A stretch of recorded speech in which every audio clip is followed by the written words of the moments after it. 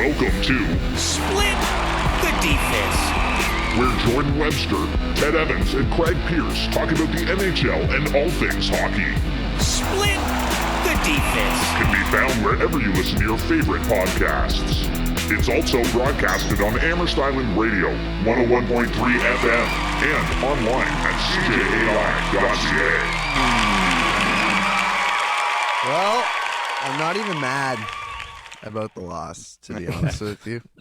No, because I kind of am. No, I could have been better, but Oh god, it is what it is. The Leafs losing to the Florida Panthers 3-1. That's always not fun. Going back was for a not revenge game and not taking it. Yeah. Anyways. yeah. Split the Defense Hockey Podcast. Jordan Webster, Craig Pearce, producer Ted Evans. Yeah. We will get into the Leafs, but we're going to start today and appease our Avs Yeah. Yeah. producer Yes. who keeps the show running for us. So I got a couple of notes, and then we'll just let him rant on what else we've got. So Cale Makar expected Seattle fans to boo him Wednesday night, and they did. They did. Yeah. Yes. They 100% booed every time he touched the puck. Yeah. Yeah. Definitely. So- No, for sure. We all expected it, Yep. Yeah. I don't think anyone didn't. I mean, it was. right? It's not like you have to have a very long memory to remember. Oh my God. It's not even that. You know what it is? It's that Seattle fans. Can you tell me what the definition of not understanding hockey looks like? You're going to boo Cale Makar because he hit Jared McCann, not even illegally? What Like- about didn't I mean, somebody the on puck was Seattle doing like that. turn around and like take out Yeah. Cogliano? Yes, broke his neck. Yeah, his who was that? neck. Like that was Eberle and Logan Every O'Connor fought time him. he Yeah, touches like- the puck, he's got to get booed. He's got to get booed hard every single time he touches the know. puck. Literally broke the man's neck. Oh my God! And they're gonna boo a generational player, Cale Makar, setting records. How many records has this guy set in his short career? Most boos in Seattle. He's got that for sure. Definitely. Like unreal. Oh, absolutely. Well, actually, another record that Cale Makar Yeah. hit that I know you want me to talk about, with an assist on Logan O'Connor's shorthanded goal, which was sick. That was Cale sick. Makar became the fastest defenseman to 250 points in NHL history. And you're like, wait, what about Bobby Orr? Faster than him. Achieving the milestone in 241 games. Bobby Orr was like 247 or 246 or 249. It was more. Just Yeah. a few, but more. Yep. Cale Makar is elite. And he shot it in against like mailmen and farmers. Like these guys, like I don't even know what they were not training like the goalies today. Like Bobby Orr was shooting it past like tax attorneys and summer parks workers. Like Oh god. That's it so was true. not the That's same. so Cale good. Makar is beating legit performance enhanced athletes. Like Yeah. and I say not performance enhanced drugs because they enhanced. No, with but they on the performance. BioSteel. But they're on the BioSteel. They're working out, right? They have workout Yeah. plans. They have diets that Yeah, are the elite. nutritionist And everything. they have yeah. recovery, what would you call it? Recovery technology today. That is just unreal, right? Like the thing that they put over their legs. Oh You know what yeah. I'm talking about? And they like, Seen even those, just like yeah. they're done a game and they just put that thing over their legs and they buckle in for the afternoon and they watch a movie and they get out and it's like, oh wow, I'm not even tired anymore.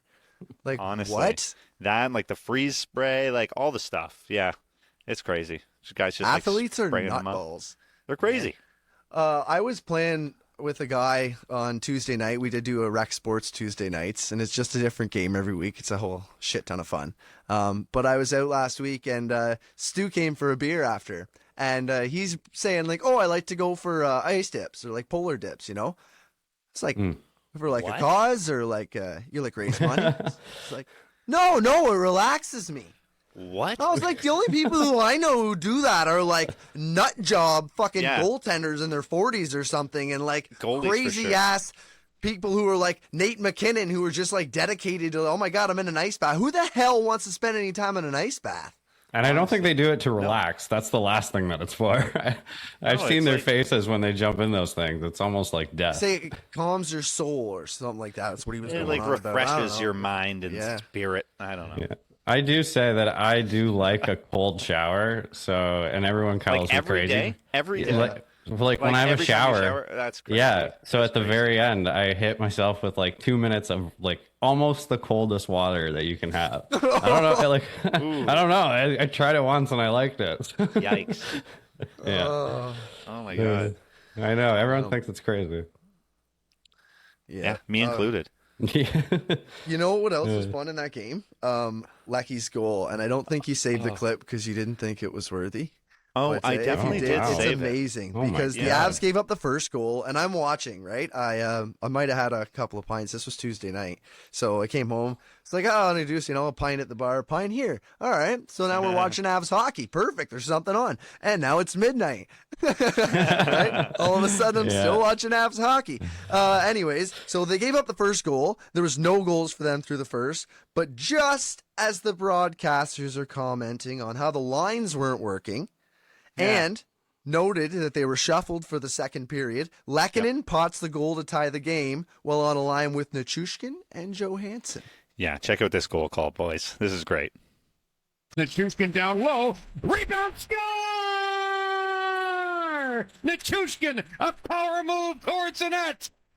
It was a save made by Grubauer. It goes right back to Arturi Lehkonen. And we're up all night to get lucky. Wow. That's so good. Connor McGahey. Yes, from Altitude Sports. I love that guy. Yeah, you sent me all of the clips from him that game, and I listen to everyone. That guy is an elite announcer. Yeah. We love him in Denver and the Avs world. Everyone, I think he's got nicknames for everybody. Everybody on that team. Like Logan O'Connor used to be LOC, and now this year I've noticed he's just OC. They're like the OC with a shorthanded goal. And of course, Mikko Rantanen, the Moose. We've got Nate McKinnon, the Mac Attack is back, Jack. I mean, the phrases and nicknames this guy has, elite indeed. I like that. That's awesome. Yeah. So the lines they started out, Nichushkin, McKinnon, Rantanen, and then Lehkonen, Johansson, Drouin. So Drouin went to play with McKinnon and Rantanen, and Nichushkin switched down. What did you think of those lines in the game? Did you like the switch, and do you think they should go forward with that? I think I kind of foresaw this, and I think a lot of people did. In the Avs world, Avs fans, even I would say Bednar and everyone kind of hinted at it, saying we're going to start Drouin on line one. We're going to try out Drouin on line one. See if that chemistry immediately clicks with Nathan McKinnon, like they had back in their Halifax Mooseheads days. And we didn't immediately see it off the top. The first 3 or whatever games before they made this switch, we hadn't seen that major click, nothing really happened. So I kind of think it was a good move to do because we had to. Both Nichushkin and Lehkonen are valuable and worthy of the top line when we've got Landy out for the whole year, obviously. If he's back.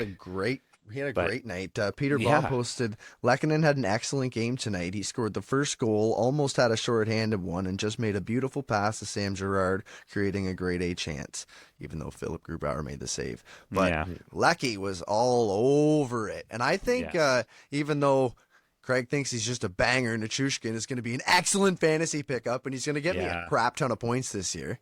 Definitely. I think he is, and I think Lecky and Nichushkin, you're just like, who are those guys? Those are guys that are going to mess your life up. Those are the guys that show up and you're like, why is this team beating us? They're good. They're good players. Like they're defensive and they have a scoring touch. Like both of them, right? They really Not do. afraid to get mucked up and greasy. It's true. And a lot of people, I think, credit to they play with Nathan McKinnon and Mikko Rantanen. And yes, obviously that's a factor. You can't say that, guys who play with McDavid, guys who play with all these stars and all the guys that played with Crosby that we've mentioned on other episodes, through the years, they're obviously going to benefit from that. But these guys, like you said, Jordan, great point, that they do have that scoring touch. I mean, I've seen it. Val, the choo-choo train, and Lecky were all up all night to get Lecky. That's right. Yeah. Val was like the MVP for the playoffs. I don't think he got the Conn Smythe, but he should have. He Yeah, was when they his won- coming yeah. out party. Yeah, when he came out for the playoffs and they won the cup, Val Yeah. was like elite. That's why I picked him up the next year in fantasy. It was like, well, this guy is good now. Yeah. Yeah, he kind of just struggled last year with a few injuries. Was his only real problem, right? Like otherwise, Yeah, and then he exited the team in the Yeah. playoffs with that whole thing. But the debacle. yeah, he's back, and exactly. And it was just exactly. Guys A road head on bump. straight. Yeah. Yeah. Even Lehkonen, like when the Avs picked him up, like that was an underrated player before, right? And I think that now you can see the real talent that's there. Yeah, I think that guy would succeed on most teams, right? It's not just the players that he's playing with. That's right. Yeah, and he remember scored some when he key goals. scored that key one in the Yeah. playoffs against the Leafs in Game 7? Yeah, don't remember that. I remember. Yeah. Yeah, yeah. Yeah, and he kept Yeah. that up with the Avs too. That key playoff overtime scoring touch somehow. Yeah. So after 2, the Avs were up 2-1.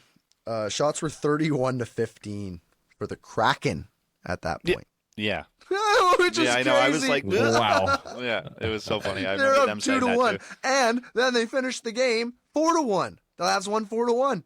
That's Yeah. it. Yeah. That was it. Yeah. That's insane. Wow. Was Georgie in that? Yep. Yeah. Big game Yeah. for Georgie then, eh?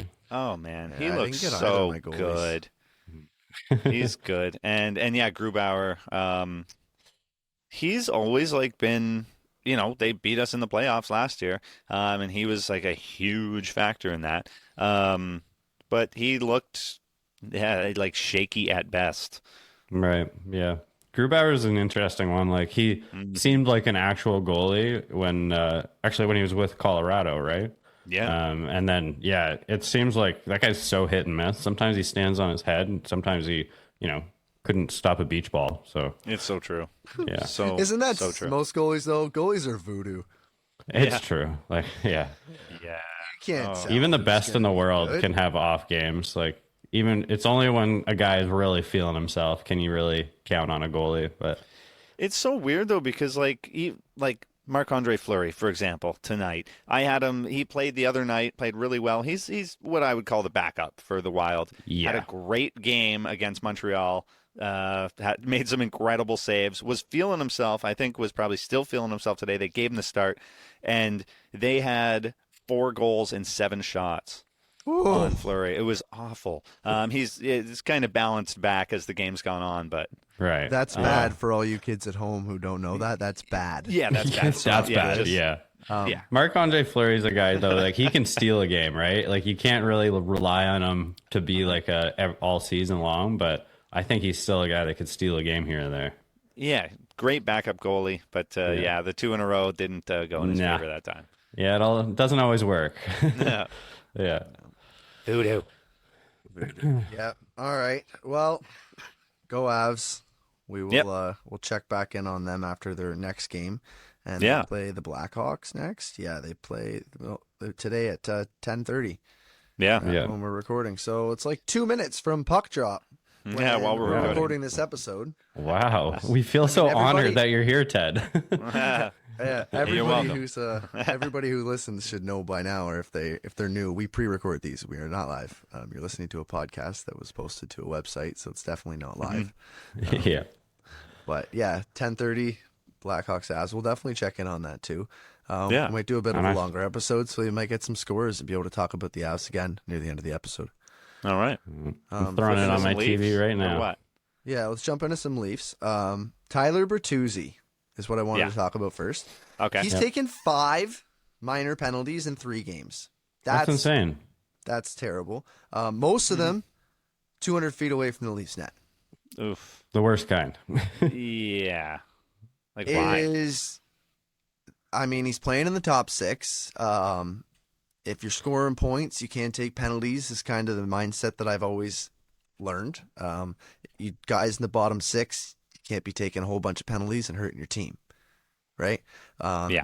Gritty guys in the top, you can. But is Tyler Bertuzzi helping or hurting the Leafs right now, CP? It's kind of funny. Like, I don't think he's looked bad, but it definitely looked bad when he's taking penalties like this. He did get a bump down to the third line last night. So he's one that I'm keeping my eye on. I do like a lot of the things that he does, though. That's the thing about Tyler Bertuzzi is he makes some really nice plays.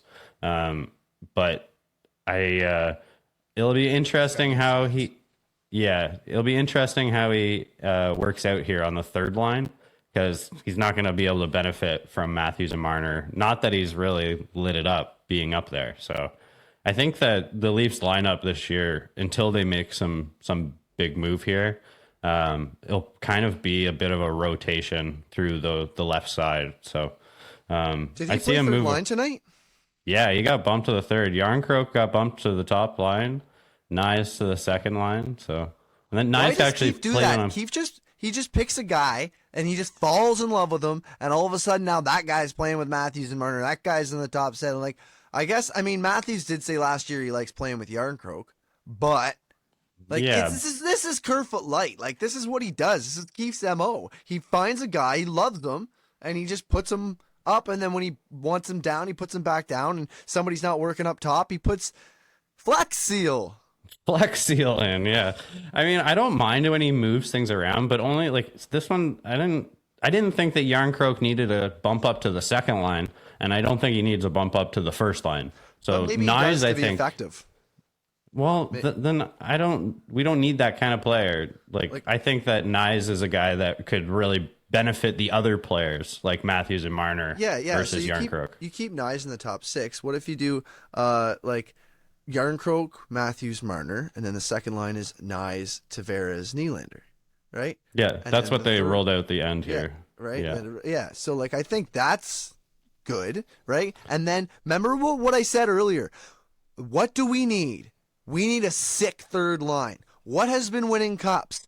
Deep teams, sick third lines. Like the Tampa Bay Lightning had that. They had that Gord, Coleman, Goudreau line, and that was an amazing third line. And then the Avs, when they went in, I can't even remember who their third line was, but it was like Compher and whoever's playing like top. They were playing second line minutes the next year because they were so deep that it was like they had two second lines, and that is how you win a team. That's how you win the game, right? It's not the Leafs are going in there trying to win with two first lines, right? They wanted Austin Matthews line, first line A, John Tavares line, first line B, or switch those, depends, whatever, you take your pick. That's how it was supposed to be.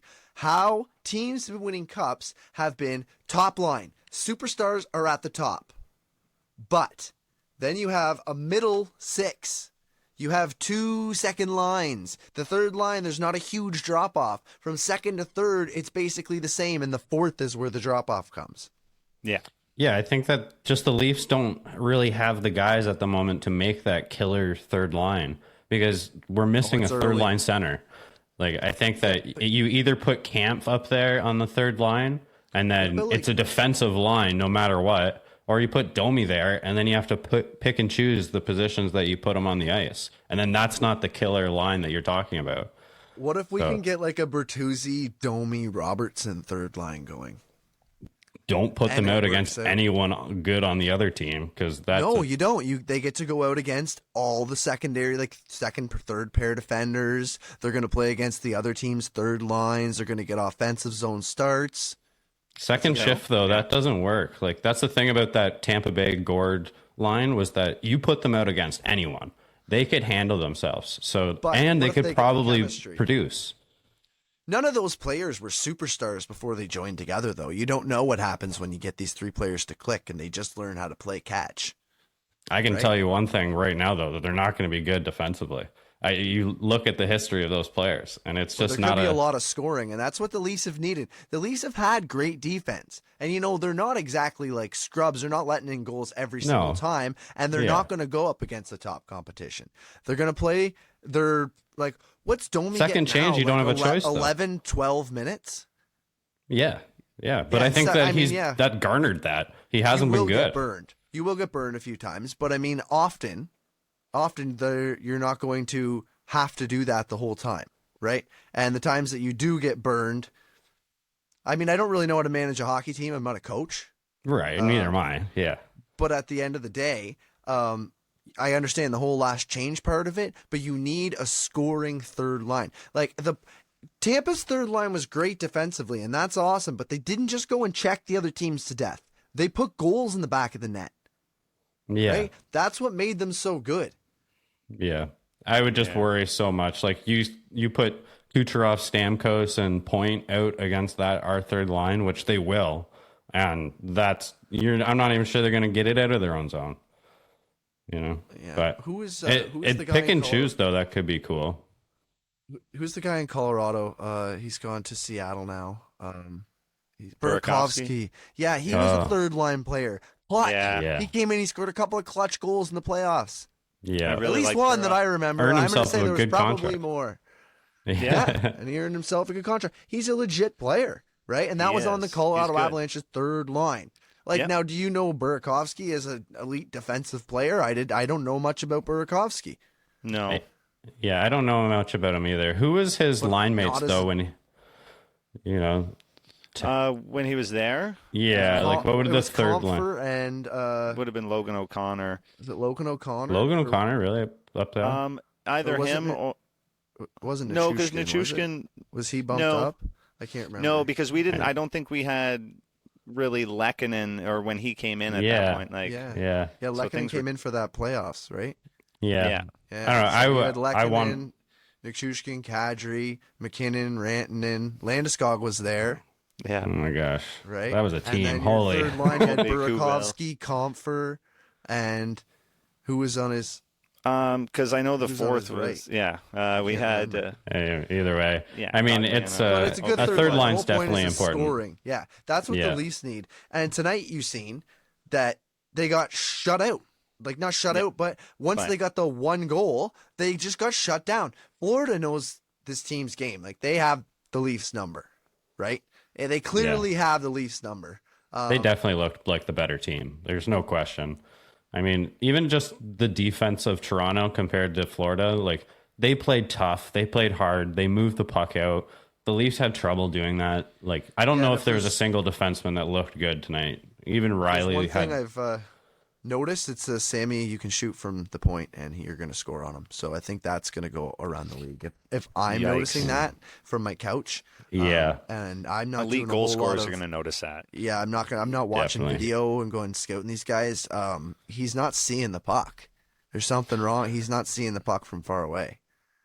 Yeah, like I'm still willing to give Sammy time, but you are right that he hasn't looked good. There was a few times going across the ice where he even had his stick behind him inside the net. Like that's just I'm not a goalie coach either, but I know that's not how you play goalie, And he's always been an erratic goalie, and that's the problem when you have goalies like that is sometimes it's just not working, right? And it hasn't been.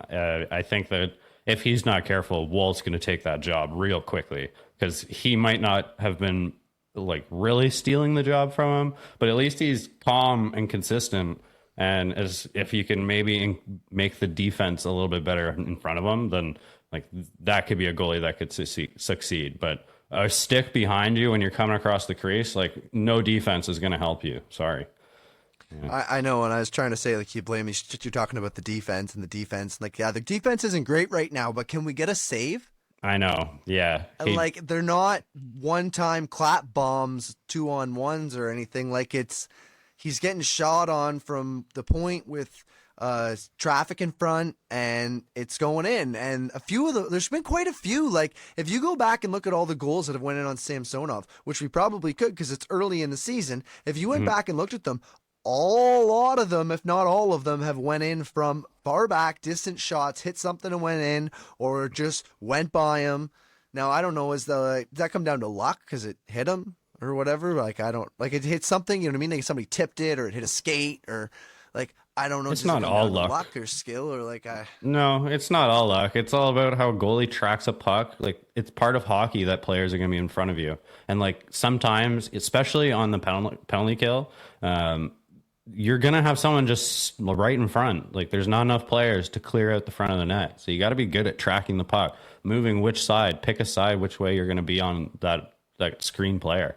And some guys are better at it than others. And I will say again that it helps if you actually have a defense that's willing to commit, and this defense hasn't. But it doesn't matter if you're not seeing the puck, you're not seeing the puck. So yeah. Okay, moving on. Corey Perry scored the game-winning goal when we played the Blackhawks, right? And the whole hockey world hasn't stopped talking about him. I know. Really, really quickly, I just want to know: is he going to be a Hall of Famer? Yeah. Corey Perry? Yeah. Corey Perry for sure. No problem. Yeah, 100%. He's won at I every think level. so too. Yeah, I think so too. He's a no been elite at every level. Yeah. So nobody stopped talking about Corey Perry, and neither is Ryan Reeves. Why don't we put that clip from Reeves on? And Sure. we'll hear what he had to say about Corey Perry. All right.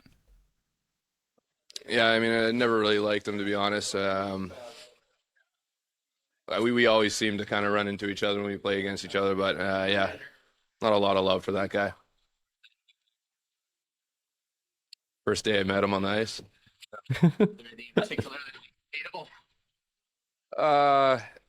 Just the way he runs his mouth. I don't know. He kind of acts tough. He's not tough. I don't know. No, definitely wouldn't. Kind of acts tough, but he's not tough. Yeah. Oh, that's kind of a good summary of Corey Perry, though. It is and it isn't, because like Reeves, he's been lucky to have just 2 fights this early, because not a lot of guys are willing. Like even Corey Perry, you look at them next to each other, and he's in a totally different weight class than Ryan Reeves. Like Ryan Reeves just picked on him, like the next shift out. It was hilarious. So it's there's a difference there. I don't think Reeves is going to be fighting every game. No, not a lot of guys are willing to take him on. So no, exactly. That's the point. You don't want to have to fight every game because you want to be big and intimidating, right? That's the point. Luke Richardson, he had something to say on the Corey Perry versus Ryan Reeves beef, and this is a tweet by Ben Pope, at Ben Pope CST. I have no idea who this gentleman is, but thank you for the tweet. Perry was yapping at him from the bench and told him Reeves lost his last 2 fights. So he's yapping at Reeves. You lost your last 2 fights. And then Reeves asked Perry, what are you going to do? You're scared of me. Corey is like, I've never been scared a day in my life. Yeah. And that's what he tells the media. And he says, oh, that's so great for the young players to see that, go out and wrestle with Reeves on the ice and score the game-winning goal. Who was more effective in that game? Well, Ryan Reeves isn't a Hall of Famer. I think we can all agree on this podcast that the Leafs totally fucked up by not signing Corey Perry. They should have when he wanted to come. I've said this so many times. That's crazy. Corey Perry's the man that just won't stop. He's played at the exact same level now for about 5 years. Like where his career took a dip, where he's not the same elite goal scorer, but he's plateaued at being they call him the worm for a reason.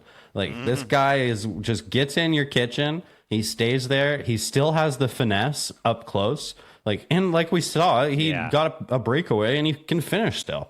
Like this is this is a guy that he's not just he's not the toughest in the league, but I mean, Kyle Dubas, that's the biggest wrong he ever did us, was not taking Corey Perry on as a Leaf, because that guy wanted to be a Leaf multiple times. And I'm still praying that maybe this trade deadline, he will be a Leaf still. But that's the biggest Could you tragedy. imagine a 4th line of Ryan Reeves and Corey Perry? No. There's apparently lots of love needs to be built up, because I guess there's not lots of love there right now. I would love to see that though. Oh my God. Especially if Corey Perry's the replacement for Reeves, because a lot of people are saying Reeves isn't going to play in the playoffs, but I bet you Corey Perry would. And so you put Corey Perry right where Ryan Reeves is, right? And then how much beef do they have after that? That's interesting. Oh, I don't know. Do you do that? Like, give Ryan Reeves for all these more seasons. Do you? I think he make him a understands his fool role. like that. But again, like if he understands his role, then maybe he understands his role. Now he's my teammate. It's different now. He's like, you know, how many guys that I've fought that I've been teammates with, and then fought them again after, and like when we're teammates. Like he's like, beef between us. Yeah, we'll go up. He's like, yeah, this guy's a rat. I love him to death because he's on our team. Yeah, he's on our team now, right? Yeah, like thank God, this guy's terrible to play against. It's like everybody's opinion of Brad Marchand is I hate to play against him, but would love to play with him. Of course. Yeah. Absolutely. So one last thing on the Toronto Maple Leafs here, and then we will get into keepers and sleepers with CP. Before the Toronto Maple Leafs and the Florida Panthers renewed their rivalry here tonight, Florida head coach Paul Maurice weighed in on their playoff series ending photo that featured Radko Gudas yelling in Joseph Wool's face. The infamous photo, yes. Yeah. It still haunts me. We thought it was kind of funny, Maurice said with a smirk. Of course he did. He's just such an emotional guy, you know? It was his barbaric yelp. People from Toronto didn't appreciate it the same way we did. No shit. Do you blame us? Jeez. Yeah. You screamed in our goalie's face. The game was over. Barbaric yelp? He says it like it could have it's been like a typo. cute I don't little, know. like- Maybe barbaric yell. Like- I don't know. Could have been a typo. This is straight from Twitter. So like, Yelp, I still think dumb. of a dog that's I know. Like what? Even barbaric. It sounds like the way he says it was his barbaric. Even if he said it was his barbaric yell, it's like this cute little character trait. Well, that's just Radko. You don't know Radko. Yeah. Like, come on. exactly. It's just like when, him.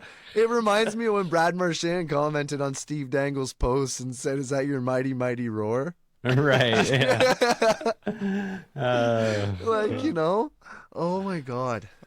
Barbaric So, yelp. anyways, no, we did not like that, and that will not happen again, because William Nylander will punch you in the face. Probably not.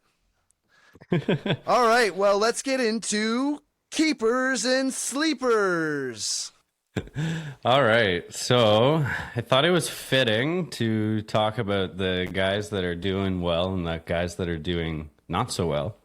And what kind of that will, what you should do about it. So every year you predict what each player is going to do, right? In your own mind, you have your expectations. And those expectations shouldn't change after just a week of hockey. You know, like guys go on 10-game droughts and still produce 90 points. And so I think that's kind of the biggest point, right? And I mean, I'm kind of throwing myself under the bus here, but I'm trying so hard to trade for Timo Meier.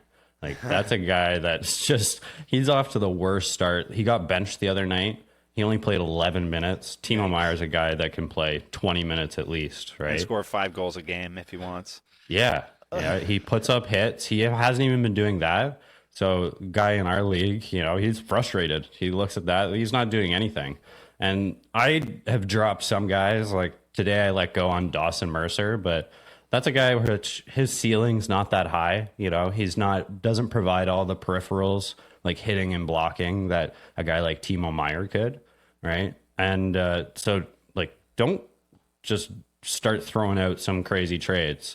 Right? Like that's keep in mind that if you drafted someone in the top 10 rounds, like you should be sticking with them for at least for 2 or 3 weeks. Like it's better to stay and maybe lose out on some of those guys that maybe don't pan out. Like guys held Jonathan Huberdeau way too long last year.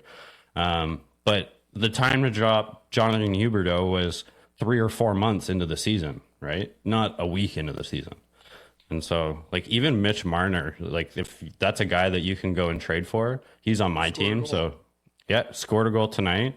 I think he's only had 1 point max in every game. And so, he's not jumping off the page like his 100-point potential could be. So that's you could give up quite a bit and still you're going to benefit if you're giving up an 80-point player who's coming out hot right now. But you might get Mitch Marner, who has maybe the potential for he hasn't hit that 100-point threshold, but I think everyone's expected him to, right? So yeah, definitely. He's basically a 100-point player, and if he didn't get benched, which I don't think it was his choice. Or if it was his choice, they talked him into it. Yeah, like I wasn't that game, then he would have hit 100 points last year. Yeah, that's kind of where we like to end our fantasy seasons early, because they typically people start to sit at the end of the year, right? Which is kind of like that's kind of a tough situation for. But it doesn't mean that he didn't produce like 100-point player for the entire time that your fantasy season was going on. Right, and that's really what we're talking about. Yeah, is that slow start. And, I mean, tell everyone in the comments section on the fantasy app, everyone loses their minds 3 games into the season, man. Like, 3 games in, they're like, this guy's a bum. And you're like, dude, this guy's going to put up 100 points this season. He had 3 off games, and you're, like, dropping him? Like, wow. Yeah, those comment sections are vulgar. Oh, like toxic. You'll never see so much negativity in one place. Like no one's ever talking up a guy. Yeah. I got Patrick Laine in here too. He's actually playing center at the moment, which is so odd for me. I don't see him as a player that like is a two-way player, like to be a top line centerman. So I mean, Columbus doesn't have the most amount of depth, but Adam Fantilli's there, which he potentially might move up to that spot. But I think as soon as Laine moves onto the wing with someone like that he could be better than he has been in previous years. He's always lacked of having like really good teammates. And things are kind of maybe looking better than last year with Columbus. It's hard to tell, but it's still early. It's still early. It can go either way, right? Yeah. And then all the goalies right now, they're like... Yeah, tell me about this, because this is where I'm really struggling. I drafted Hellebuck. So you're telling me earlier, just hang on, just wait it out, because he's had a rough start. Yeah, I mean, what are the choices? Like, there's so many goalies out there that have had a rough start. So, like, you don't want to drop someone like Hellebuck, especially the Winnipeg Jets are kind of deciding what they're going to do. So, you might see that lineup bolstered a little bit. I know that they've been talking about, like, changing up the defensive roles. So that can be all it takes for someone like Hellebuck to just flip the switch. Unless you're actually watching every single game, then maybe that you could have more like a really good opinion on a goalie, maybe if you are a goalie, you know. But for the average eye, it's way too early to say that this guy's over the hill or whatever, you know, especially just signing his new contract. Like, things might be just settling back in there with Hellebuck. And if you're someone who doesn't have him, go and try and get him, you know. Like, that's kind of my point here, is that, like, this is a guy that I know you have him, but like, go and get someone, a goalie that's, you know, you might not get someone to give up Shesterkin after a bad game or Georgiev, but you are going to be able to get someone like maybe, you know, UC Saros if you just want a bit of an upgrade. You know, there's some guys out there that are upper middle of the pack that haven't had great starts and just taking a flyer. Like, I bet you someone would give you Samsonov for almost free, right? I got an offer of trade from Keys, who, if you're listening, Keys, no. He probably is listening. Hellebuck for Samsonov, and he twisted my arm. I'm like, why are you playing with my heartstrings? Like, just rejected it right away. I'm not even going to think about it. I didn't go counter. I'm not going to go, well, there's value there, and I'll take the goalie, so let's play. No, get out of here with that. No, but if you wanted a backup to maybe your Hellebuck plan, then maybe you send them someone that you've picked up or you drafted late that's off to a hot start, right? That you aren't really sure is going to continue that, like, potential, right? And that's where you can start to look at your players in the selling mindset, right? Like, there's some guys in my lineup that they're playing better than I think that they're going to throughout the year, right? And that's kind of one of the secrets to the beginning of the year, is finding those guys who look really great, like, and potentially have a good story with them, right? Like, Mark Scheifele is off to a hot start. I'm trying to sell that guy. I don't think that he's going to produce like he has been all year. And I just don't really want him on my team, actually, just because of the Leaf situation. So don't like the player. Don't like the player. Don't want him on my team. the human, he's probably a great dude. Yeah, sure. Awesome guy. Don't like none the of my player. none of my decisions have to do with not their on the person. ice, Actually, he's some of them terrible. do. Yeah, if I know that the person's a terrible person, they're not on my team either. But yeah, yeah, and that's all really is just don't overreact, but also analyze each situation individually, because like some things like are maybe something has changed and it's time to get off the boat. But most of the time, it's just that it's a slow start, and they're going to bounce back in a week or two. Yep. Yeah. I feel that. Well, that's fair. totally Yeah, I fair. tried to pick up a Jesper Bratt the other day, but Jesper Bratt's off to a hot start.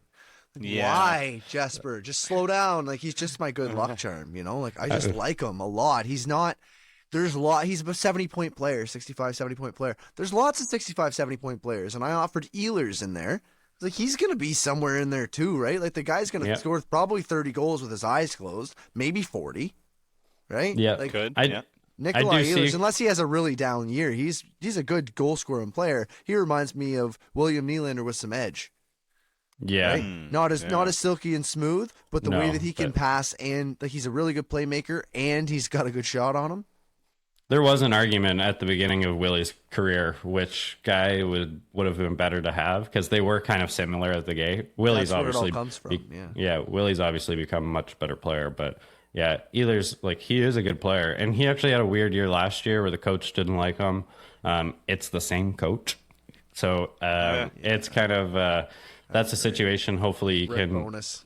Yeah, he can work his way into, but yeah. Rick Boner Killer.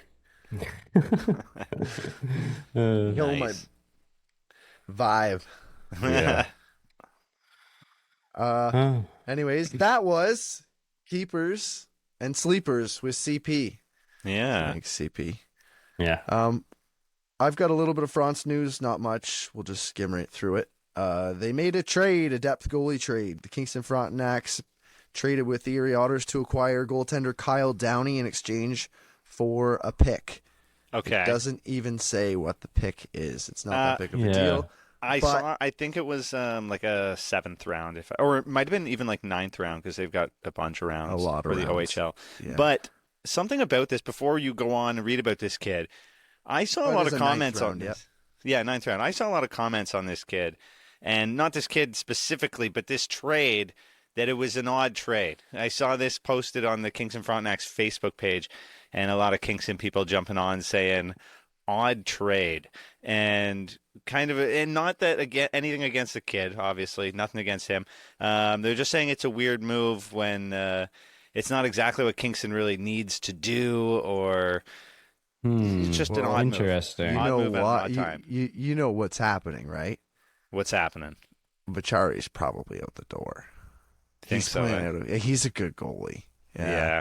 Good goalie, and he's playing really well. I think he's They're probably going to put him on a team that has a chance to do the thing. Somebody's Yeah. interested, and they need a second goalie. Right now, they got CJAI.CA in the back, and 2. I don't know how great he is, but I bet you he's probably going to take the step and start in that situation, and then you'll have this kid get a shot. He hasn't had great numbers, but it doesn't matter. None of that really matters at this age, because, like, goalies are voodoo. Like we Yes, said that's earlier, one, like, for sure. one year they can be terrible, the next year they can be great, and then they can go on to have 6 Vezina years, and then they sign a huge contract, and then they're terrible for 8. Yeah. Because you have no idea what's going to happen. Especially Look at at this Sergei age, Bobrovsky. right? Like, yeah. I mean, but as kids too, like, kids could just be getting used to the right, and and then turn it around. Like, it's a weird lifestyle. Like, it's not just Definitely. hockey. They're right? teenagers, yeah. Yeah. And that's the second point, too, is you're a kid. So, like, how much you changed year to year when you were a kid going through high school, how much more you matured, how much more you learned, how much bigger you got, and how much stronger you felt. Yeah. How much more courage you had. It's not confidence, right? Confidence to play the game, confidence that you belong, confidence that you can do this job because you've done it. So it's like 1 year where he has a bad year. Maybe he's playing a little out of his realm, right? Not in a great spot. Maybe the systems aren't great. You don't know who is, like, right? They're kids. And then next year, maybe he lights it up. So that's the fun thing about the kids, right? Even if they don't have great numbers, they might. And that's why you trust the scouts, the OHL scouts that do that job and pick from team to team. Because and even they're coach the to ones who can coach. tell this kid's got something and we'll trade for him. But I think there's definitely something heating up on the goalie market for the Kingston Frontenacs. Ooh. Nice. Yeah, sweet. Fronts take on the Sioux Friday at home. So it's this Friday, October. Really Still far. waiting on those tickets, but Thankfully, we're the league with only one Sioux. We don't have the league with two, like in Shoresy. Yeah. We've got the Sioux in the Sioux States hunt, and the Sioux. Yeah. Sioux, I didn't even know there was a Sioux. Yeah, Sioux, Michigan, baby. Yeah. Yeah, God love it. All right, so that's it for the France news. So, Ted, Yes. why don't We you got, help us Yeah. make some bets? Okay. So we gonna split the parlay here? Is that what we're calling this segment? I like that. The parlay. That's beautiful. Well done. So, normally, how this is going to work going through the season is we're going to try to find some sort of bet that will still be relevant after the podcast drops. We're going to put it here, and if anybody wants to tail it, that's great. If not, we're going to tell you what happens, right? But normally we record at night, and it's 11:06 p.m. right now, Eastern Time, which means a lot of the games are over, or I can live bet them, but that's not the same. So, what we are looking to do is try and find a way around that, but for tonight, we should start with the cup odds. Yeah, we'll go long run. Yeah. yeah, I like this. All right. So right now, what we've got, this is, where's this from? Where'd we get these? Bet 365. Bet 365. They didn't pay us to Perfect. say that. Nope. Betting site. Yeah, Got it right. from cut betting that out. site. Just an unanimous betting site. Yeah.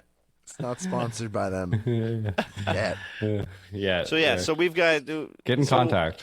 I'm going to start right at the top here with these odds.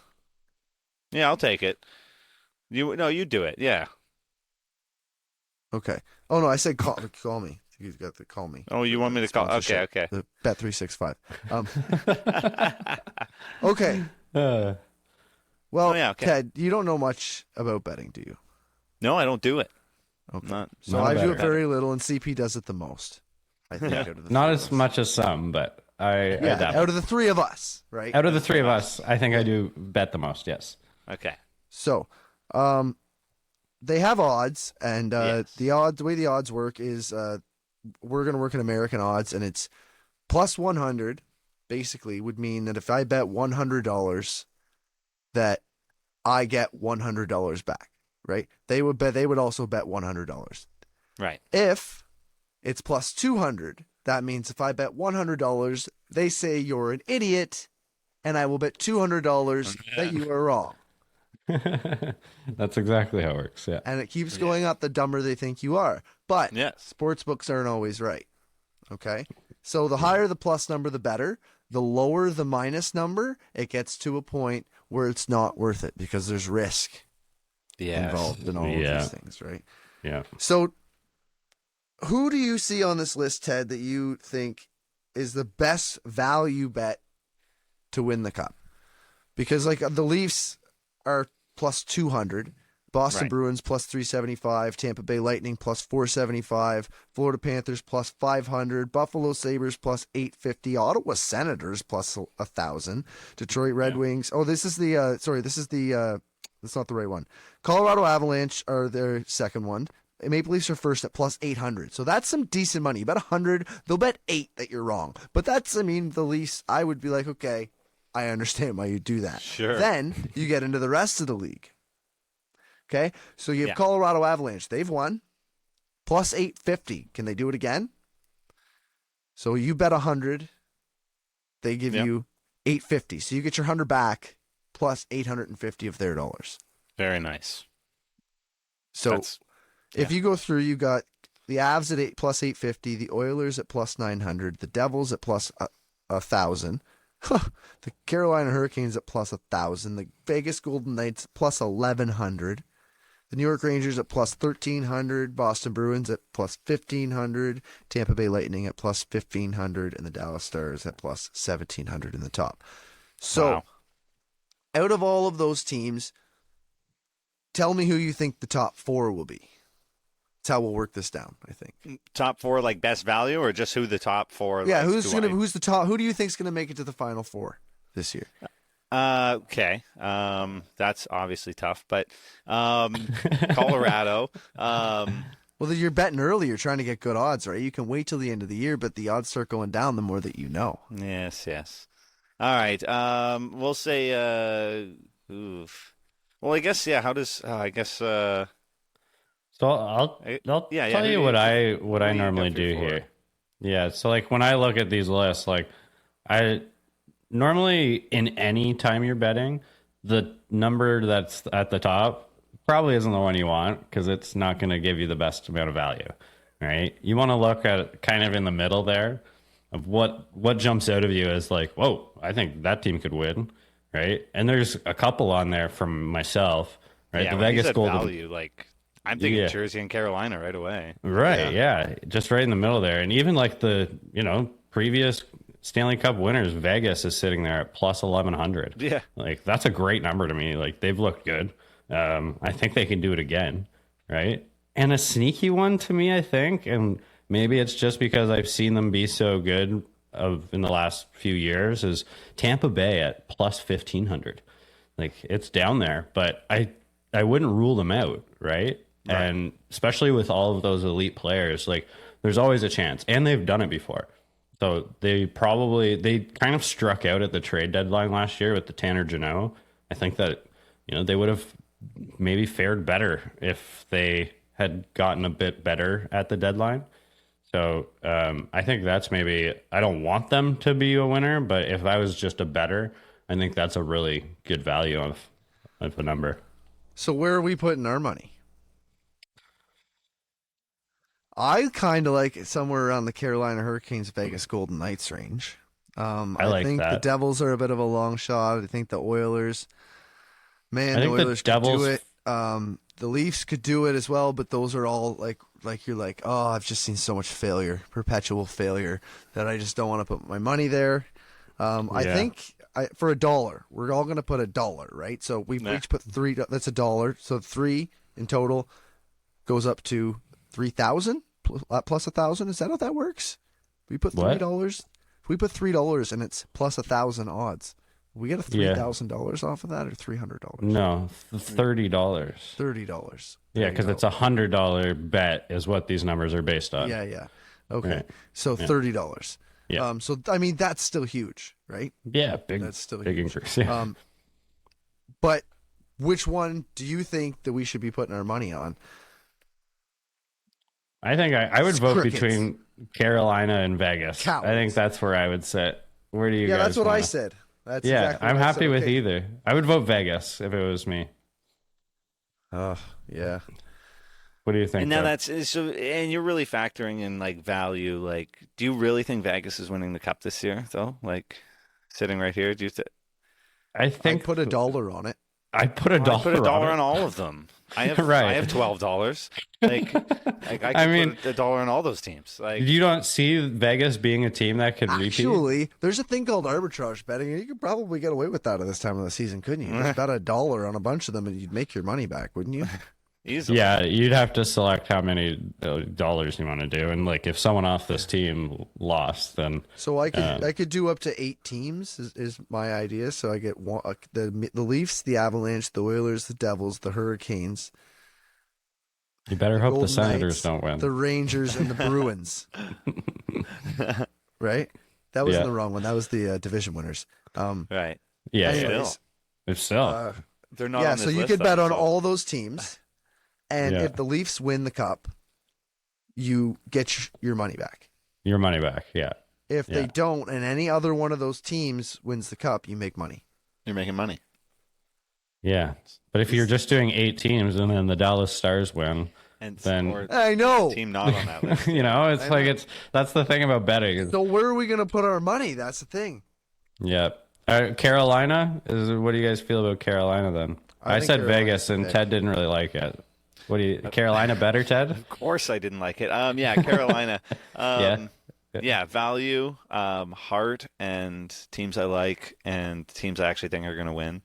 Yeah. I could see Carolina as a good bet. Yeah. Yeah.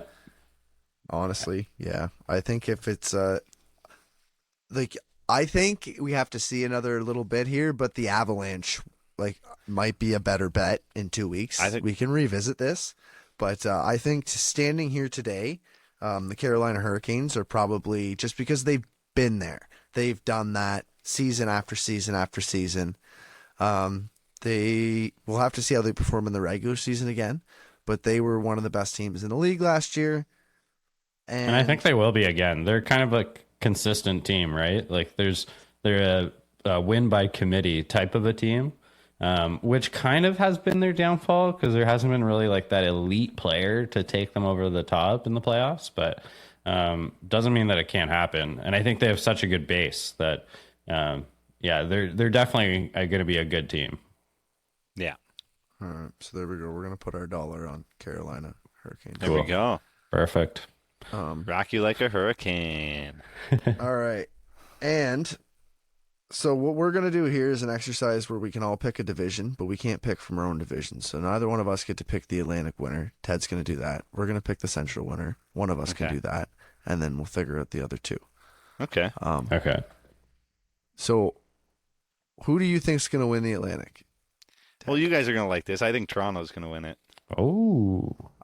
Yeah, you think I do like that. Boston, Tampa Bay, Florida, you don't think those, like, even after what we saw from the Leafs, like, I don't know, man. I'm really concerned with this team. I have concerns. I believe, boys. But they are a good regular season team, or they were a good regular season team. Maybe now they won't be a good regular season team. They'll squeak into the playoffs, then they're going to own. Maybe that's what it is. Maybe that's what it is. But then you put your money. I feel it for the even Leafs. At plus 200. Well, and that's the thing. Then, if we're gonna look at value or something, who do you think's got the next best chance?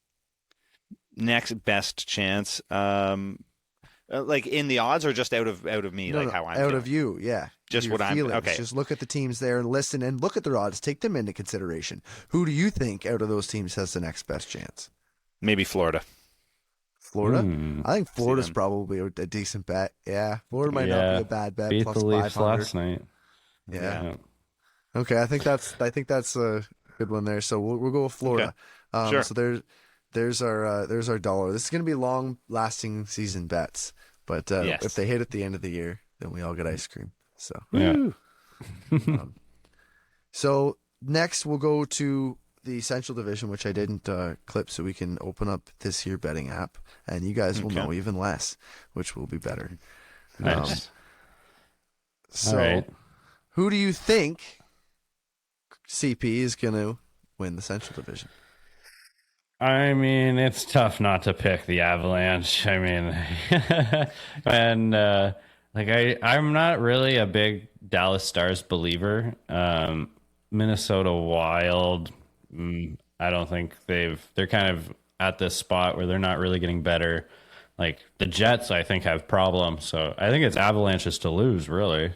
I'm sure the number probably says that, but what's the Dallas Stars number? Do you have that there, Jordan?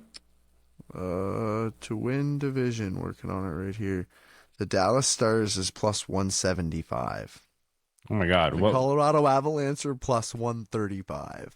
They're like, we're pretty sure that's happening. Pretty sure it's one of the two. Yeah. The next guys are the Minnesota Wild at plus 700.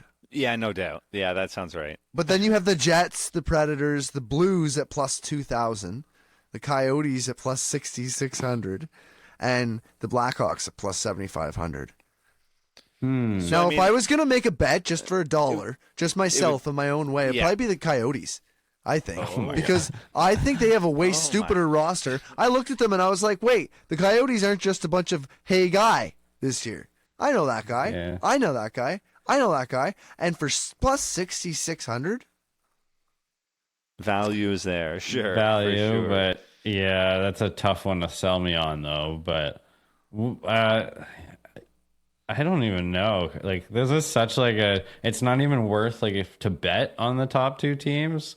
and I don't believe in the rest of them at all. So I probably just wouldn't make a bet. But maybe if take the Wild because they're like Yeah, right there. And I was gonna 700's say like, okay, like, maybe they surprise me with like maybe Jason Robertson becomes Connor McDavid and they just go off. I don't know. He's really good though. He is Wait, definitely Jason Roberts? good. No, he's Dallas, right? Are we talking Dallas or? Dallas. You're Oh, talking- sorry, Minnesota. Yeah, Kaprizov. Sorry. You're talking. Okay, Kaprizov. Yes. Yeah. Yeah, he's great too. Yeah, jeez. Yeah, but I don't see it. But probably be the best bet. I don't know. Yeah. Yeah. You think Minnesota Wild? Final answer? I mean, if we're for betting, I guess so. Sold. Yeah. Pull the trigger. Okay, so we're gonna go on that. That's wild. The next one is That going is. to be the Metro, and I think honestly the way this should work is you should pick who do you think is gonna win, and then you go who else could win. Okay. Take the person who you think is going to win, you throw that out the window, right? Because these are these future bets where you think you're trying to make a little bit of, and we're not betting like any money. Like Yeah. sometimes you might drop a 5 or a 10, or some people drop hundreds, right? Yeah. But even a 5 or a 10 can hurt lots of people. It will hurt myself. But I like $2 bets personally. $1 if I'm not confident in my $2 bet. There you go. Right? Yeah. But for some value, I think probably to win the Metro division, I literally am just going to have to refer back to you, Ted, because I don't know. I think Carolina's easy. Okay. Yeah. Penguins could be a sneaky pick, maybe, but I don't know. Maybe they don't have good value. Yeah, they do. They're plus 550. Okay. That's a great That's value. not bad. So it goes Hurricanes, Devils, Rangers, Penguins, Islanders, Capitals, Blue Jackets. Talked about the Blue Jackets earlier, like another stupid one that you might be able to put on. The Philly Flyers are at the bottom, plus 7,500, but the Blue Jackets plus 6,000.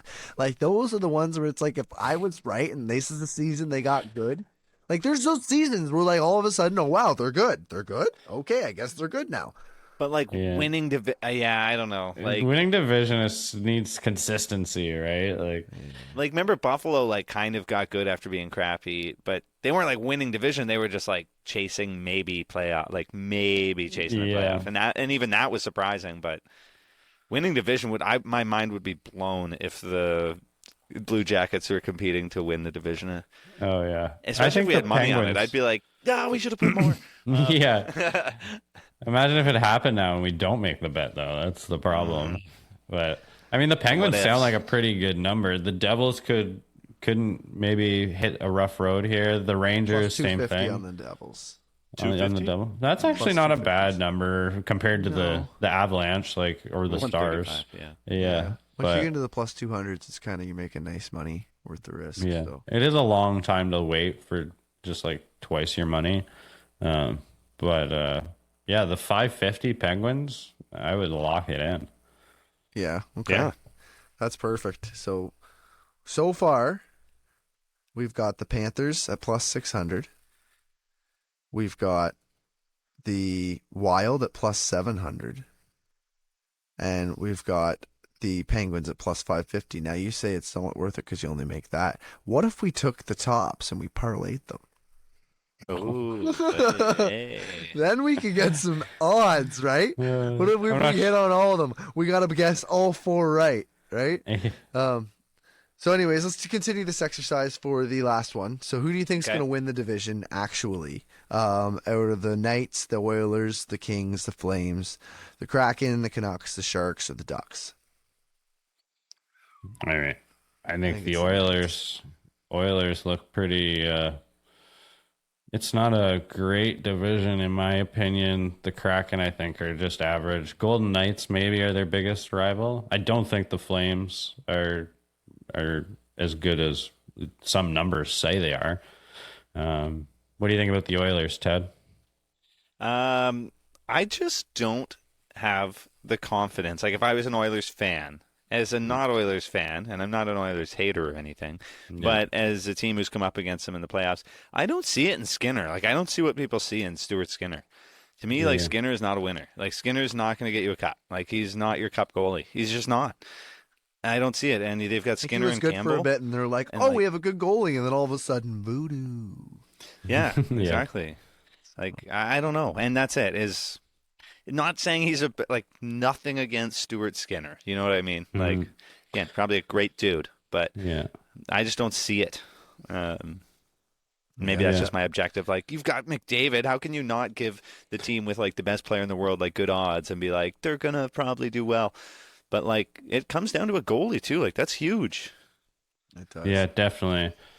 They haven't been What great about on the defense Kings either. at plus 425? No, that's a good number.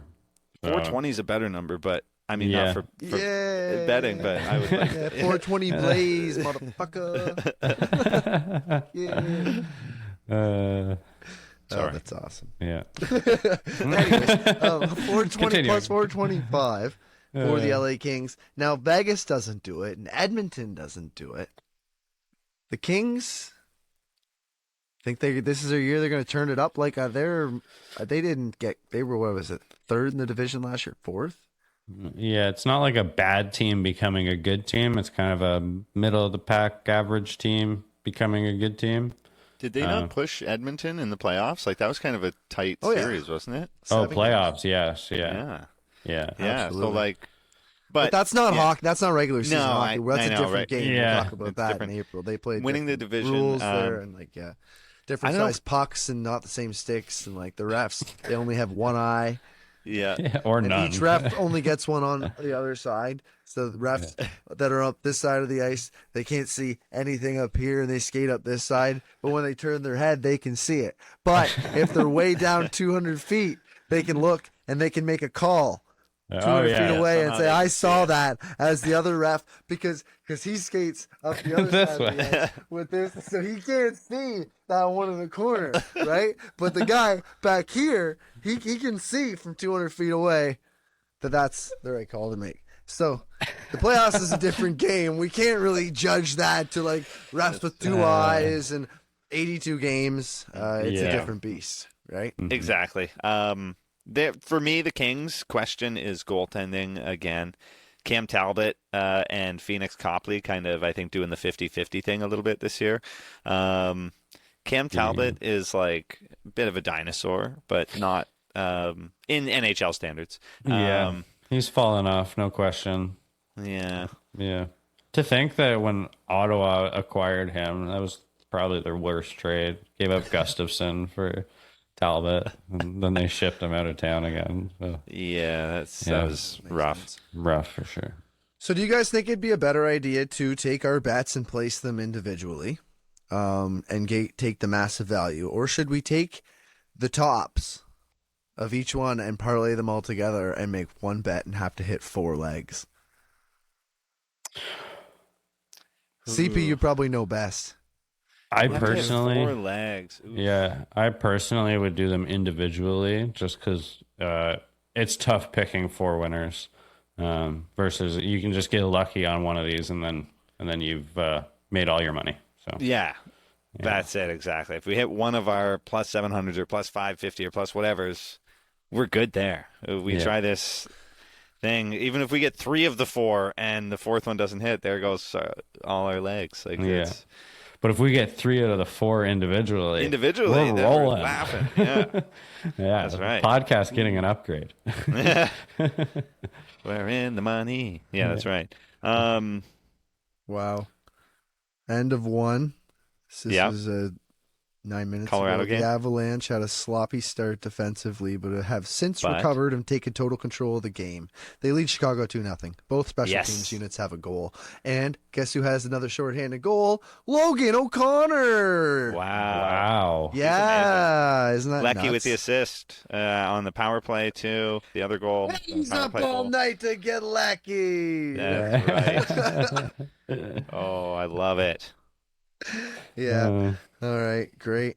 So that was Split the Parlay. We have our bets. We've locked them in. I'm going to make those bets later, and we will. You guys only have to pay me if we lose the bets at the end of the season. Good deal. Right. Right. So that's a great deal. Jeez, These are future bets.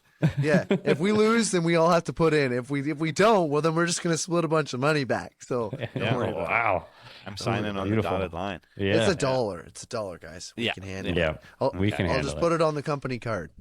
Perfect. I'm still waiting for my card actually, but It's probably lost in the mail, man. Canada Post Yeah. is a mess anymore. I know. I've called them. They say It's they not on have me. no I idea sent what I'm them- talking about. Yeah, but I called them and they said, "Yeah, no, it's on the way." So like, Oh.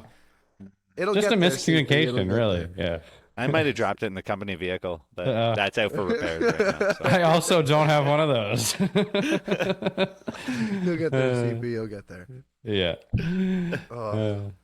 Just kidding. No, we're not rich. Yeah, we have CP none. might be No. rich though. He's got YouTube Premium. YouTube Premium. I mean, it comes with YouTube Music, guys. Give me a break. It's free, basically.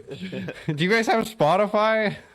I just picked No, the smart I don't one. Pay for any of that. That's yeah, no, that's a CP great math one. for Yeah, you. It's free, honestly, I've thought basically. about it before. I've thought about it. Yeah. Is there not like TV channels and stuff on YouTube TV or YouTube Premium? Music. You get like, Your yeah, but you when premium, YouTube Premium, don't you get Right. like shows or movies or stuff that you could watch? Pretty sure. If I like, do, maybe it's an old thing. I don't take My- advantage of it. My buddy Yeah. Carlos used to have Premium YouTube. But he's not rich. Craig's not rich, obviously. For YouTube Premium, but like I wish you I was get rich. there, you're like, oh wow, it's YouTube Premium. Like no ads, and he's thinking Yeah. I can watch a movie on YouTube. I'm like, a movie on YouTube? Like look at What that. is this? 2018. Look at us. Like yeah. Yeah. Yeah. I actually, like, it's the weirdest thing. Sometimes people mention it, like, wow, there just hasn't been a commercial in forever. And I'm just like, yeah, so weird, eh? Like, just. Yeah, we're getting There must hasn't be been lucky a tonight. commercial in forever. Yeah, you don't brag about that. Yeah. Yeah. So, anyways, let's touch back in real quick. We had some charts here that we didn't get into because I had to open up the other app. But Evolving Hockey has the Yeah. Hurricanes, Avalanche, Panthers, and Flames winning their divisions. Yeah. I mean, I think that was like actually the Flames? The that Flames one's is weird. an interesting Yeah, one. one. The Flames. They're supposed to get 108.3 points. I'm not even I think convinced they're making the on playoffs. Huberdeau's going to come back, right? Right. guess so. Huberdeau was elite in Florida. Yeah.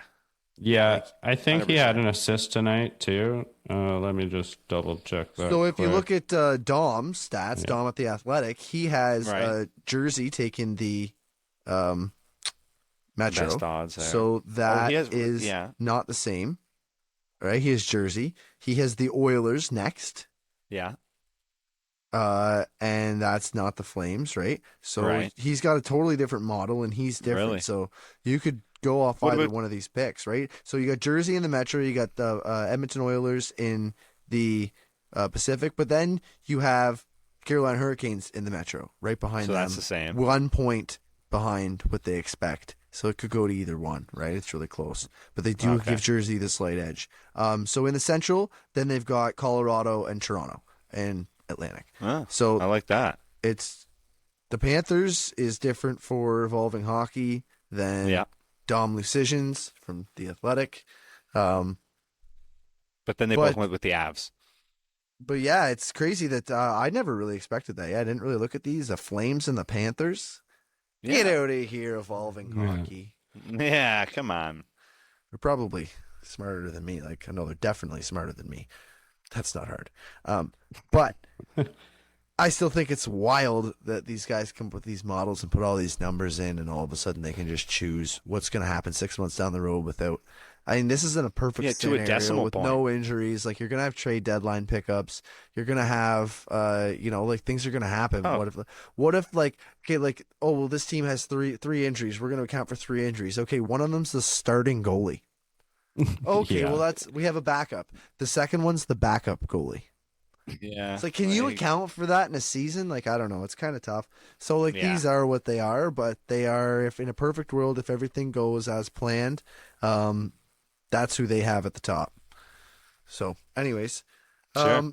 why don't we check in with the rest of the Canadian teams? We have a brand new segment, and I think this is pretty much the end of the show. We can take a couple questions at the end that we got last week. Yeah.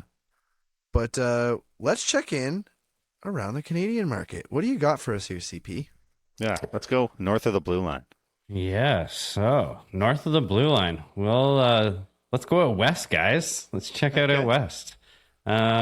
Vancouver Canucks, my second favorite team.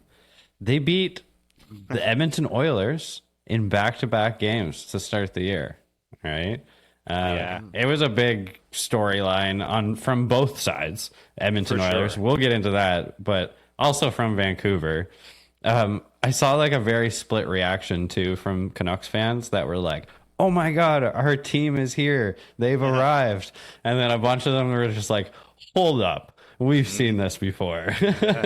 But I was pretty impressed. I watched it both games, and it's actually the first time that Pettersson and Hughes have started 2-0 to start a season.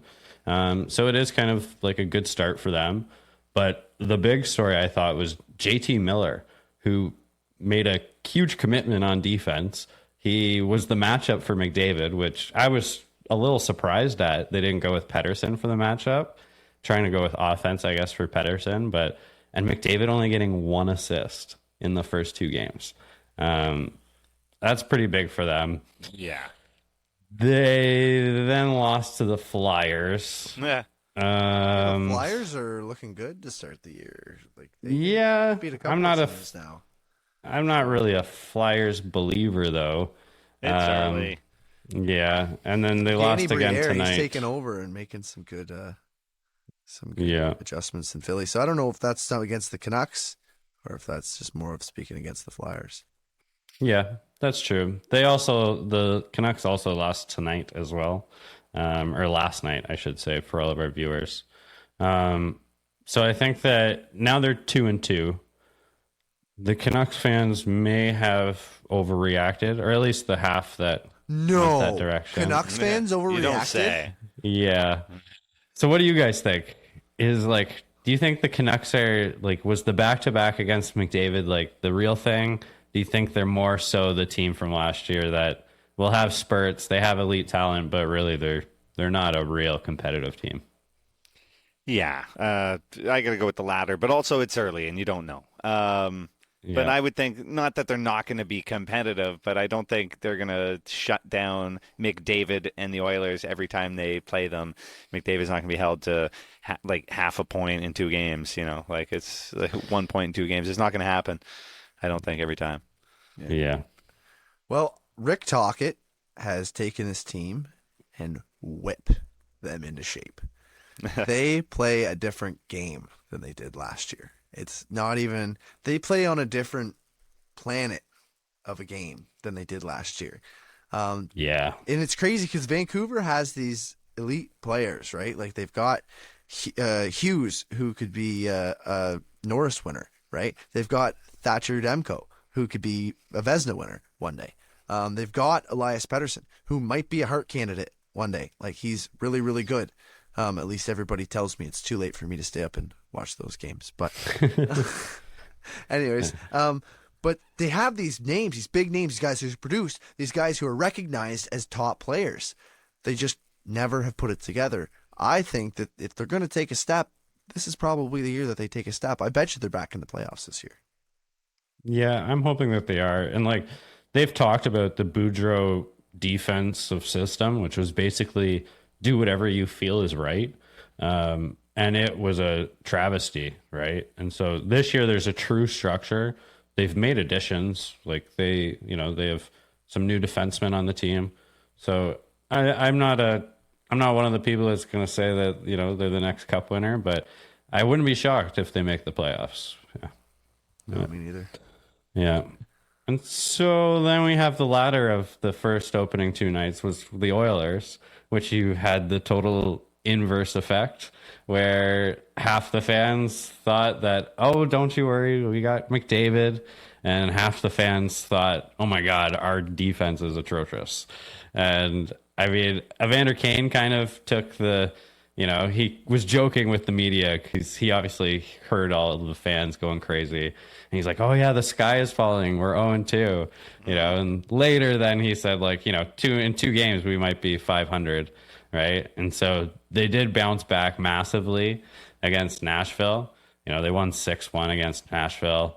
And then tonight, I didn't get the score, but they were losing tonight. Where was that? But anyways, they do have like some really good defensemen. Like Ekholm, I think, is a top defenseman. Bouchard, I think, is going to be talked about maybe somewhere like Quinn Hughes. Very elite offensively. He's going to be on a killer power play. But then like they still have someone like CC on their second pairing, which we didn't like him in Toronto. And that was how many years ago? A long 5 years ago or so. And then like him in Edmonton. Yeah. And he's on the second pair. Like he's Nurse's defensive pairing. And so everyone's complaining about Nurse, but maybe they need a better partner for him. Right. Yeah. So, you know, but if then Edmonton had money, that Michael Bunting would be an Edmonton Oiler. Yeah. I had no money. Yeah. They didn't sign anybody this year. Yeah, but like I don't think that's their issue. Like I think their defense just needs a total overhaul. And like Ted was saying earlier, like, you know, Campbell has been less than an ideal signing. And Skinner, he's shown that he can maybe be a goalie, but he also showed that like last year in the playoffs that he's maybe can't be relied on. So what are you guys thinking about Edmonton? Is this like, you know, we kind of talked about them highly or about the divisional, you know, like do you think that's where they're going to be? Are they a playoff team? Are they a Stanley Cup winner? Like, or are they struggling this year? I think they get into the playoffs. I don't think they win their division. But I don't know. I don't see them being such a powerhouse like a lot of the odds have made them out to be. Like, oh well, it's either Edmonton or and you're like, I just don't feel the same about that. So I'm not necessarily worried about their start, but I would say it might be a little bit of insight, a little bit of they make it shut down sometimes, and times they're not expecting to. Yeah, I think it's early. Yeah, it's early. It's there's lots that could happen. I pretty much fully agree with what you just said. There's going to be ups, there's going to be downs, and we have to see after 20 games, more likely than to the first couple. But it isn't a good look to lose big. It is a good look to turn around and play against Nashville and let in one goal, right? Yeah. So it's hard to say, like, what end of that are you going to believe these Edmonton Oilers are right now after 3 games or 4 games into the season? It's hard to just determine that this is going to be how this team is. After 4 games, I've decided that this is how this team is. Yeah.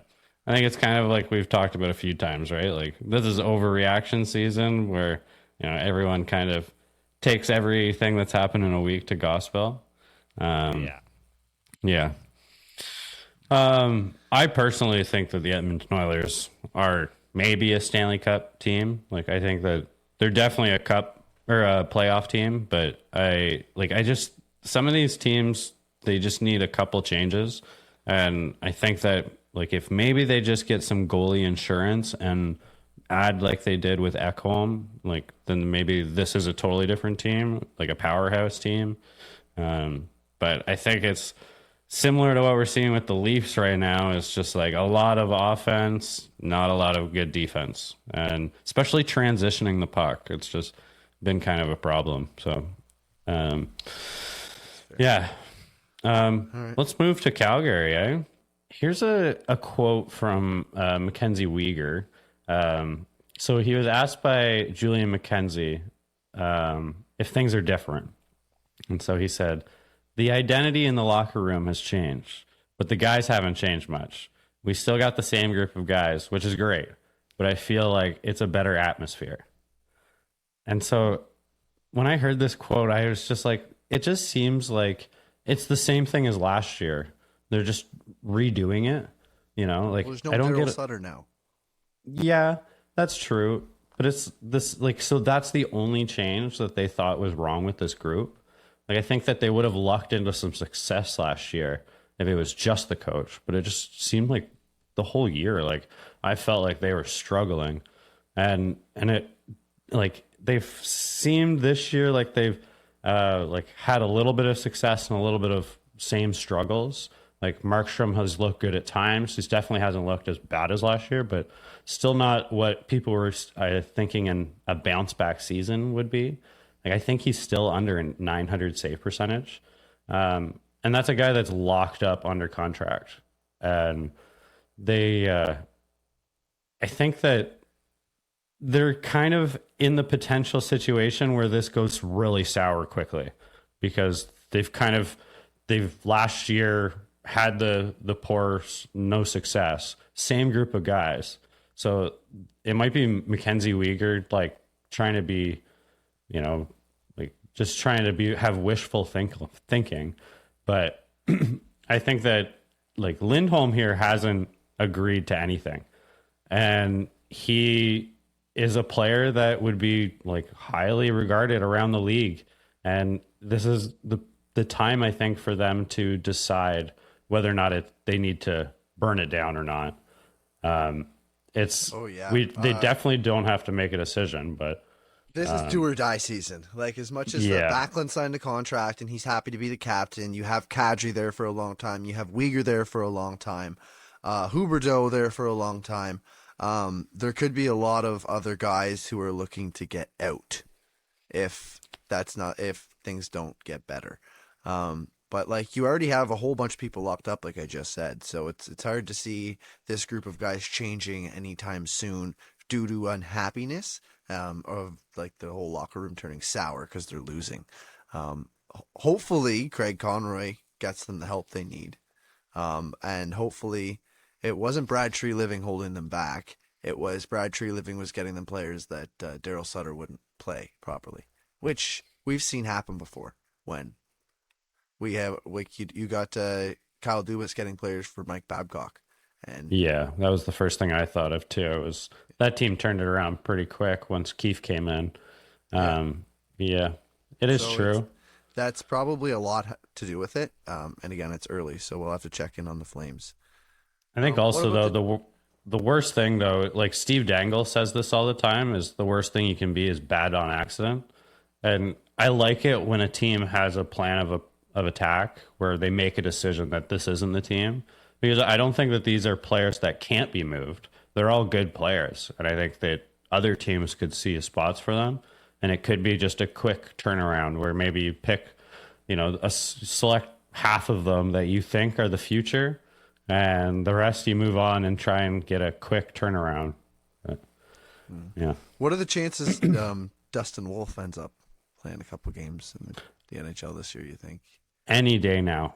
Any day. Like, that is a goalie everybody believes in. He's been good at every level. He's the goalie he's now been sent down to the AHL. And the only reason that he's not up is for contract reasons. I think that they got in a spot where Dan Vladar was going to be shipped out, but no one was willing to pay what they thought he was worth because everyone knew that they wanted him out, right? And Markstrom's a contract that after the years, like the last couple of years, he's not worth anything, and no one's going to take that on.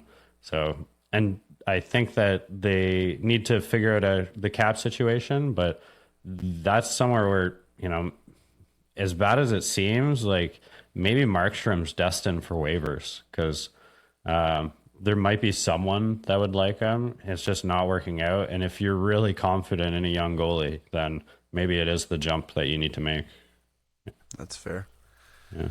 That's fair. I think Dustin Wolf should get the opportunity if he's had all that success. If Markstrom isn't great and Vladar isn't great, give the kid a chance.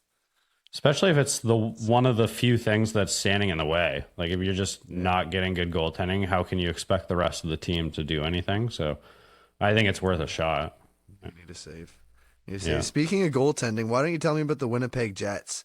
Because Hellebuck has been brutal for me, but hopefully that's going to change. Yeah.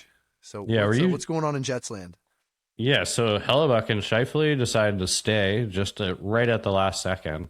Both of them said that all it took was for the GM to tell them what the plan was in Winnipeg, which is amazing to me. They're the two of the best players, and they didn't know where this team was heading. Just shows the secrets that they have in Winnipeg. But I just am questioning why Hellebuck had the chance, especially Hellebuck, that he's a goalie that I think anybody would have wanted. A lot of money for a goalie. He definitely would have gotten that amount of money on the market. I think that, like, looking at maybe LA, where they're struggling, like, there's some teams that $8 million.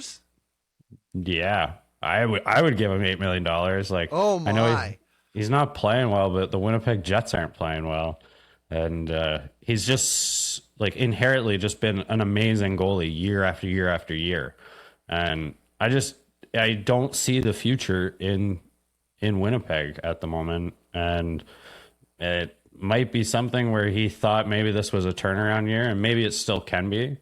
Mark Scheifele to me is like, he seems like a Winnipeg Jet. Like, I didn't expect him to leave. But yeah, do you guys expect them to sign? Did you guys think that like Hellebuck would leave? No, I thought the whole thing was going to be blown up. Yeah. It was a shocker to me too. Yeah, it seemed like a lot of numbers and a lot of time. Just, not something I was expecting. Bit of a shocker. Yeah. Another contract that is lingering in Canada is Shane Pinto, who, this is the most shocking thing. I'm starting to get mad at Ottawa, and I'm not even a fan of the Ottawa Senators. But, like, this is a player that might be part of their future. I think all of their fans think that he is. And he's still not signed. And not because he doesn't want to be there, not because the team doesn't want them there, but because they made a bad decision in the summer. And they signed Tarasenko, put them right to the cap, and now there's no way of them signing him. And that's not even it. They're paying so many people that they've bought out. They're paying like Michael Del Zotto is making money right now from the Ottawa Senators on the cap. Yeah, that's insane. And Colin White is still making money from the Ottawa Senators on the cap. I think there's somebody else too that they bought out. But they've Matt Murray is still on their cap. Yeah, too. they've also got Matt Murray on the cap. It's just poor cap management. That's what's going on in Ottawa. Yeah, and those are things that were decisions made a while ago, but then like they just keep to this day making poor decisions because everyone knows that if you show the league your cards, they're not going to help you out, and the league knows that now they're in cap trouble. And they can't move out the few players that they want to because everyone wants them to pay them a first-round draft pick to get rid of Joseph. I'm like, that just seems unrealistic. Yeah, I'd take Matthew Joseph. Like, we'll give you a fifth. The whole Sam Lafferty. You got to take some contract back too, though. No, they're saying you give me Joseph and a first-round draft pick. And a first-round pick to take him. I'm saying I'd give the Ottawa Senators a fifth-round draft pick, just like the Vancouver Canucks did for Sam Lafferty from the Leafs, for some cap relief. Because Matthew Joseph's a good player. He can play. Yeah, right? He can play. But now, just no one wants to give him a break. Yeah. I think he'd be worth the Sam Lafferty deal anyways. Yeah. I think a little part of this Pinto thing, too, is that Josh Norris has been injured, not injured, injured, not injured. He played yesterday, scored 2 goals. 2 days ago, and scored 2 goals. Looked great. And so I think they were kind of just waiting to see what was going to happen there, because if he had to go back on LTIR, then they had the room again. But like, that's just not a way to treat Shane Pinto. Like, this guy showed up to camp. He was prepared to get onto the ice if they were going to get the contract. And now he's heading back home to New York because there's nothing. Home, there's nothing that's happening. So I just think that's a shame. If there was more cap space throughout the league, he would have been offer sheeted already, because this is a situation where the Ottawa Senators would have their hands tied. They'd be forced to make a trade that they don't want to, or just let him go and collect the third-round pick or whatever they would get as the accommodation. But like, can you still offer sheet people right now? I'm not even sure you can do that. Right? Like, is that still an option? Oh, yeah. Could Shane Pinto still be offer sheeted? And I don't think he could, because could he? I don't know. How does that work? Actually, yeah. Do you know that, Ted? When does that stop being a thing? No, I don't know. Yeah, we should look that up first. But Right. We'll Whenever find like that out for the next time we talk about this. yeah, but What hopefully about the they don't get. Habs? Yeah, it's unfortunate for the Habs that Doc got injured. I mean, they were going to be brutal with him, and he was kind of like this little shining light, like that they had to look at. Like, look at this nice trade we had. But I mean, they lost a player that was like, I know that they do have Caulfield and Suzuki, but it's tough pickings after that. And there's been rumors that they're looking for another Kirby Doc type project.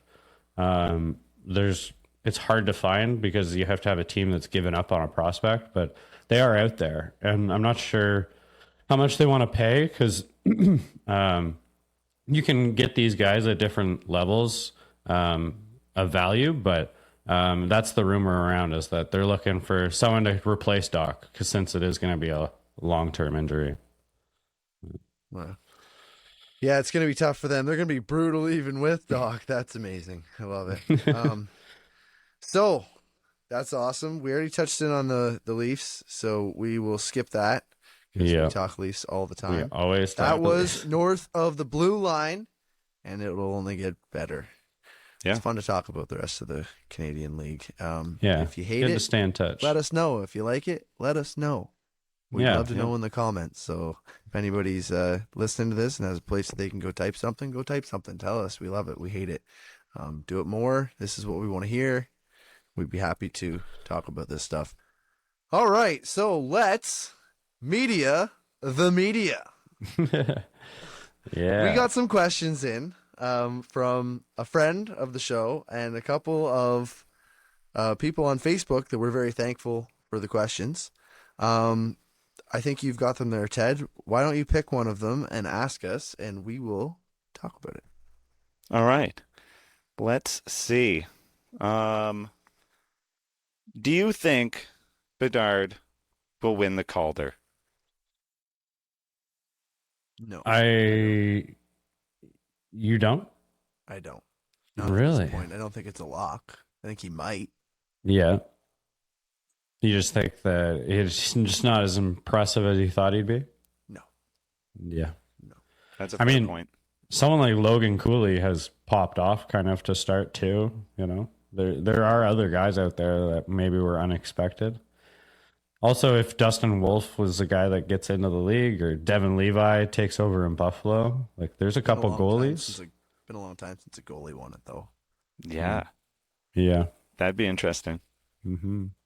Don't know if they go that way. Yeah, I just don't think that after the few games that we've seen of Connor Bedard with everybody else who's still considered a rookie, that he will be the phenom that pops off because remember, we had like young stars a couple of years ago, and Michael Bunting was in the talk for the rookie race. The Calder. True. You remember that? He's 26 years old. So yeah. You don't know there might be a 21-year-old like Matthew Nyes. Like, what if Matthew Nyes puts up 80 points this season? That'd be unreal. We're 4 games in. What if he goes and he gets 3 points and then 2 points? Now he's up over a point a game and he can ride a point a game for the rest of the season. And Connor Bedard, he scores 60 points. Well, are you going to give it to a rookie that scores 20 more points, or does Bedard get it because of his name? Yeah, I hope they, if someone does that, like at Nyes especially, I hope they recognize that. Because, they can't just give it to him for the name. If he gets the Calder, he's got to earn it, just like anyone else. Or do you argue that, well, Nyes is on a good team playing with good players, Matthews Marner, that's the way it's going to happen to get all those points. And Bedard played on a crap team, and he still got all those points. So is there an argument to be made there? I don't know. Yeah, I think that he's like shown that this shot is what stands out with Bedard. And I think that he might get 20 more goals than the next candidate. So I think that's what... Though? Like, I don't know if he's... Like, from what I've seen, it just keeps hitting things. I don't know if it's really there yet. Maybe he will be, but not yet. Yeah, I think that it is there. It just hasn't been going in for him. But I think we've seen that not very many people have that pull and drag like Matthews. And his might even be like a little bit better. His shot might not be as good, but he does drag it really fast and quick across. One thing that's kind of stood out to me is he shoots with his eyes closed. He's always like squinting really hard when he shoots, which I thought that was funny. But yeah, I think that he'll get it still. Yeah. Oh, geez. All right. So yeah, that question was from Dan Lenson. From? Dan Lenson. I'm glad you said that. Yeah. Thank you, Dan. Thanks, Dan. That was awesome. We will answer another question when we're back next week, and we will check in on the rest of the league and everything else. We will not, for our next show, do the betting or the fantasy, but we will do all that stuff again next Thursday. So if you're trying to figure out how to set your team, and Keys, if you're trying to spy on us and figure out what we're going to do, we do give a lot of secrets away. Then you can just tune in here next Thursday and we'll have all that then. But next episode, Tuesday, and we play it on Amherst Island Radio as well, 4 p.m. So thanks everybody for listening. I'm Jordan Webster with producer Ted Evans and CP Craig Pearce. We are out. Peace. See ya.